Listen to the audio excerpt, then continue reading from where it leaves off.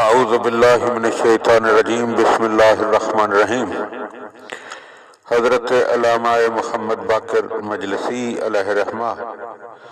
بحار الانوار کی ترجمہ اردو ترجمہ 31 میں فرماتے ہیں کہ سن 308 ہجری میں امام علیہ السلام کی بارگاہ میں ایک عریضہ تحریر کیا گیا اور اس میں کچھ سوالات پوچھے گئے، تو عریضے کے ساتھ ترتیب کے ساتھ ان سوالات کو مومنین کی خدمت میں بیان کیا جا رہا ہے۔ عریضے کا ترجمہ: اللہ کے نام سے جو مہربان ہے، نہایت رحم والا ہے۔ اللہ تعالیٰ آپ کو عزت و بزرگی اور سعادت و سلامتی کے ساتھ طول عمر عطا فرمائے اور آپ پر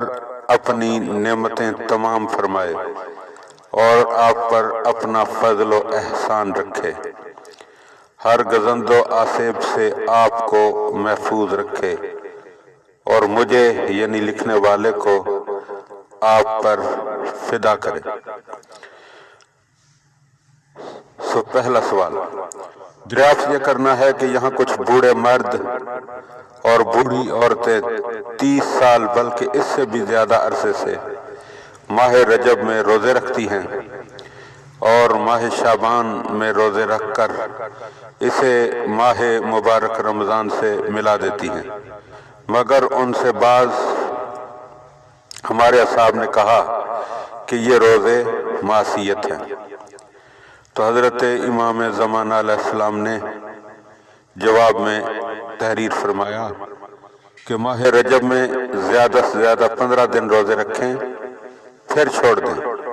مگر یہ کہ وہ اپنے 3 دن کے روزے قضا روزے ماہ رمضان کے قضا روزے رکھیں، اس لیے کہ حدیث میں ہے کہ ماہ رجب قضا روزوں کے لیے بہتر مہینہ ہے۔